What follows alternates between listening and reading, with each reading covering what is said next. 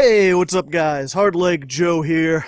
So recently, after much prodding by fellow Yugi-tuber and low-tier troll The Duel Logs, I decided to finally try out Duel Links for the first time, and I figured since I had the footage and there's no What a Deck episode this weekend, I'd just make a short video giving my thoughts on it.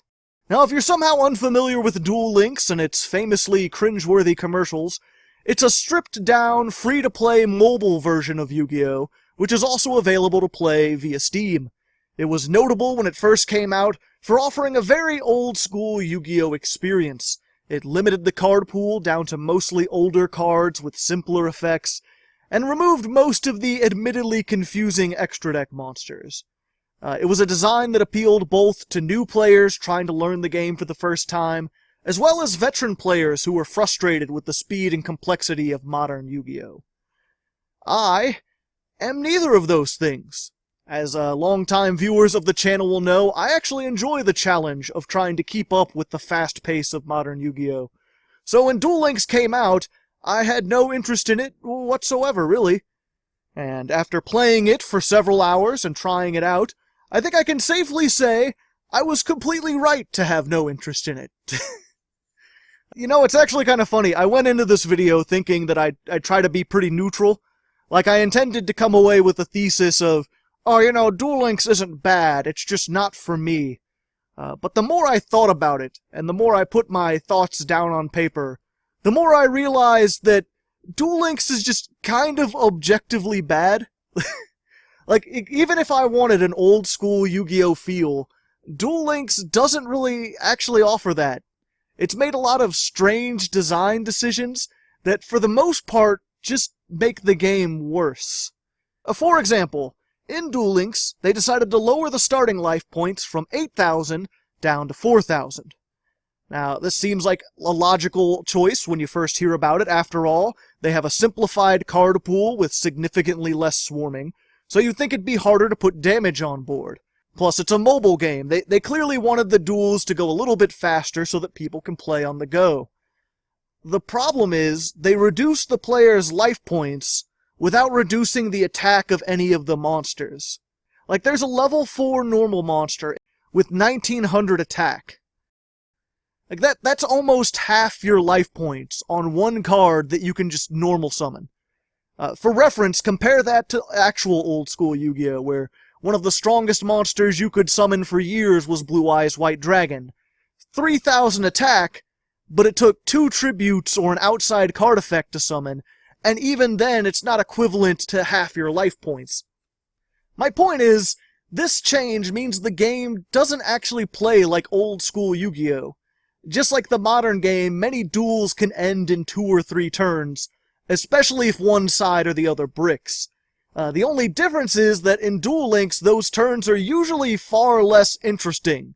This is because A, there are less cards on the field since both the monster and spell trap zones have been reduced from 5 to 3. B, the starting hand has been reduced from 5 cards to 4 cards, so you have less options for plays in general. C, there is no main phase 2, meaning after you attack, your turn's pretty much over, there's no recovering from the battle phase. And D, the minimum deck size has been reduced from 40 cards to just 20. Now, that last point is the most disappointing to me, and it wouldn't be so bad, except, for whatever reason, the maximum copies you can have of any one card is still 3.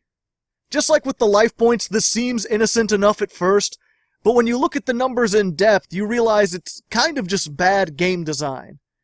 To see what I mean, let's look at a standard Yu-Gi-Oh! Deck. You have a 40-card deck minimum, with 3 copies of each card max. That means if you try to play as consistently as possible, you need to have at least 14 unique cards in your deck. And this ratio is roughly the same across most of the other major trading card games.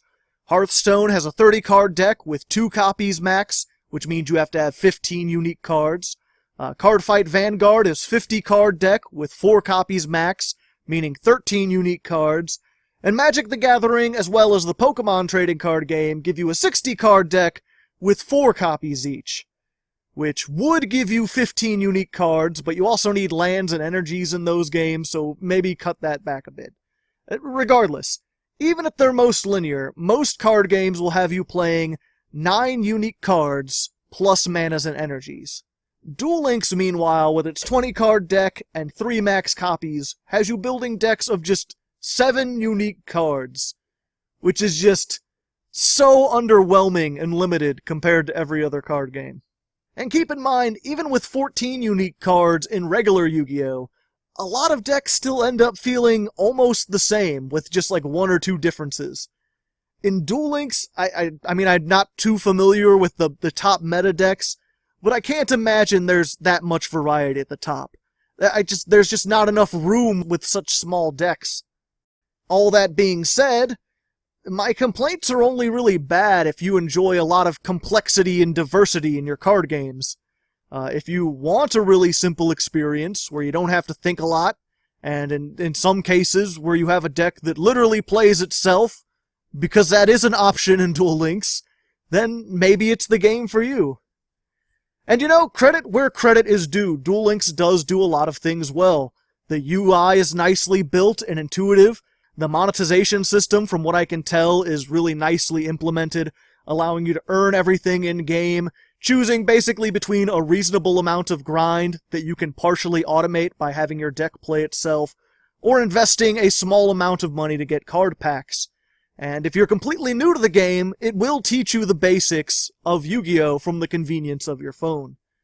I'd also be remiss to mention the one unique bit of complexity that Duel Links does add to the game, which is player skills. Basically, there are several different characters you can play as, each with their own unlockable skills that give them special abilities or advantages in the duel. For instance, one skill lets you start with 5,000 life points instead of 4,000. Another lets you start the duel with a specific field spell already on the field. And a few of them are actually really interesting. Like there's one that says as long as your life points are over 3,000, you can see all your opponent's set cards, which I think is kind of neat. Most of them, though, are just consistency boosters. They say something along the lines of, if you lose X amount of life points this turn, you can take a specific card or type of card and either put it on top of your deck or add it to your hand or play it on the field, which again just seems sort of counter to the direction of the game. Like, modern Yu-Gi-Oh! Is full of search cards. That's kind of what makes it so fast in the first place. So then you have Duel Links that removed most of the search cards, presumably to slow down the game, only to give you an ability that lets you search anyway? And again, you're searching from a deck that's already tiny in the first place, which makes your duels even faster and even more linear than before. I don't know, man. Like, I don't want to shit on this game too much, because it is a step in the right direction. Like, Duel Links has brought Yu-Gi-Oh! Back into the public eye, and I've met several people on my Patreon who came to my channel because they got into Yu-Gi-Oh! Through Duel Links, and they wanted to see what the real game is like. And I also love that Konami has made an actual official simulator with a solid monetization model. I really feel like that's the way to go moving forward. I just wish it was a simulator of the actual Yu-Gi-Oh! Card game I'm familiar with. And instead of this weird, overly simplified Yu-Gi-Oh! With its legs cut off kind of thing. Regardless, as it is with all videos of this kind, this is just my opinion. If you like Duel Links, that's perfectly fine. Don't let me stop you from having fun. And to those of you out there who also don't like Duel Links, don't use this video as an excuse to mock people who do. Maybe try to convince them to play the actual game, but if they just want to chill out on their phones and do AI duels, like, let them have their fun. There's no need to be mean about it. Anyway, if you like this video, let me know what you thought in the comments. I don't usually do these kinds of discussion videos, but I figured I'd try to experiment, see how I'd do. If you like this kind of stuff, maybe I can do it in the future. And thanks to Duel Logs, again, for pushing me to do something that I wouldn't have done otherwise, even if I didn't really enjoy it.